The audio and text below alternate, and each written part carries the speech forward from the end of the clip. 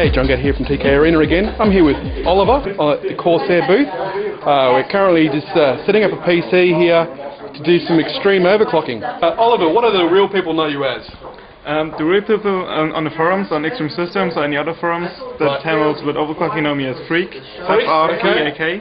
And today we're going to overclock a E8500 on a Asus Strike Extreme with two GX2s, 9800 GX2s, Nice. and an SLI with some really nice Corsair memory.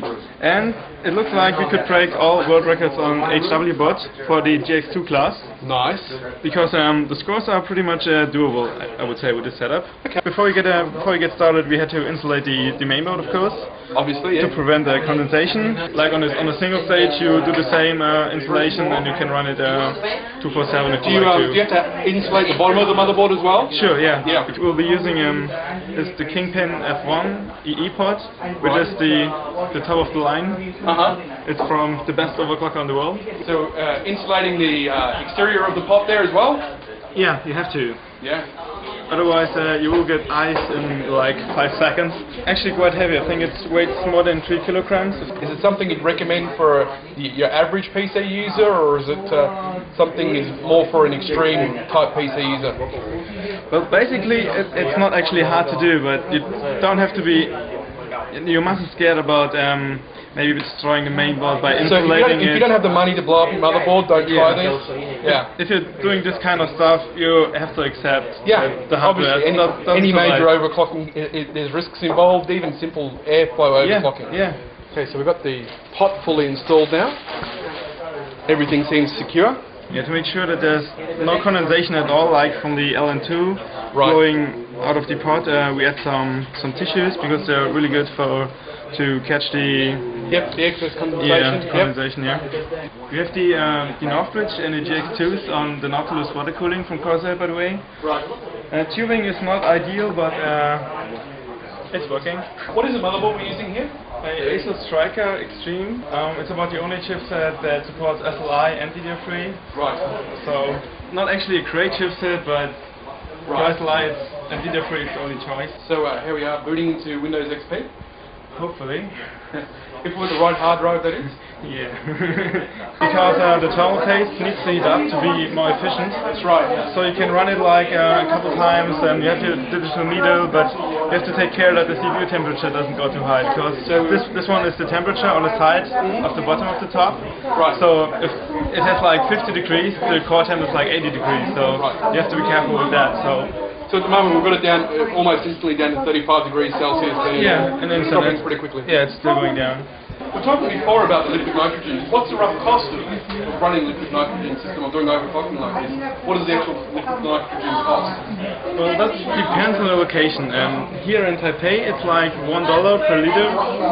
It's pretty cheap, and depending on where you live, it can go up to $5 per liter, maybe even $8 per liter. It depends on the local supplier, right? Yeah, and there are not many divas around usually, so you have to rent the diva as well, which is pretty expensive.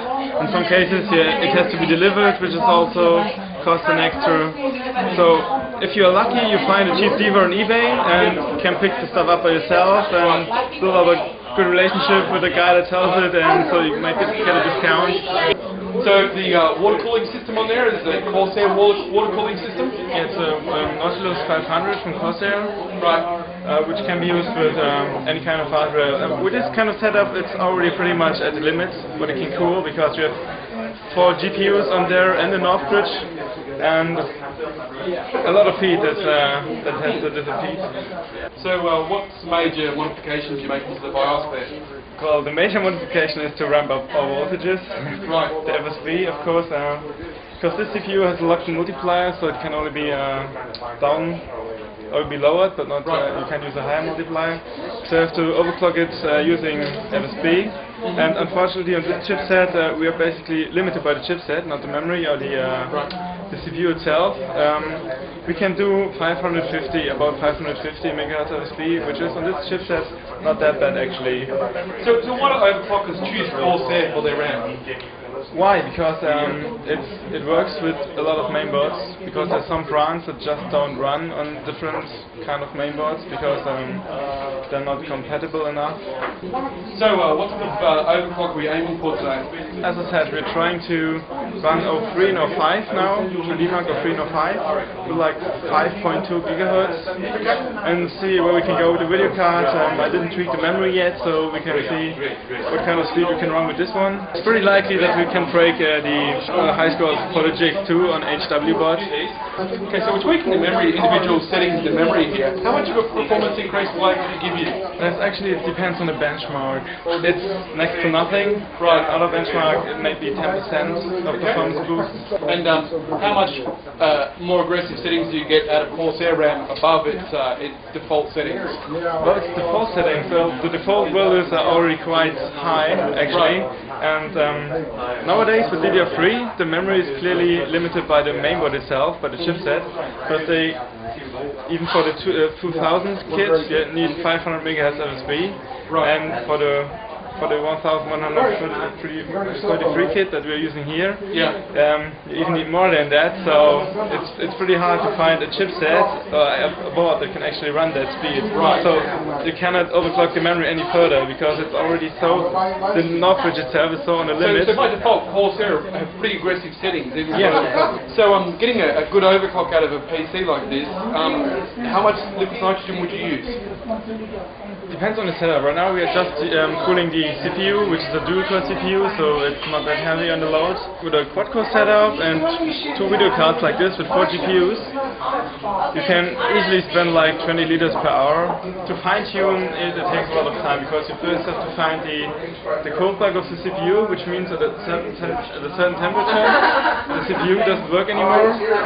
So you have to find that point, then you can try to hold it at that level. Just below it doesn't work, and then you start to find out the max clock of the CPU.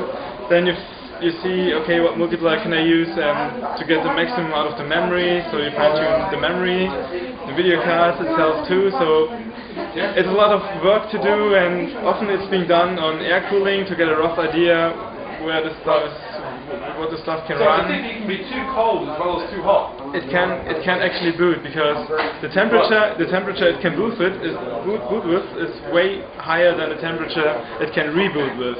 So if it's at minus 150, it is possible that it has to heat up to minus 50 until you can boot again. And as I said, the pod itself is pretty heavy. It's really good insulated, so it takes like half an hour for it to heat up like 50 degrees.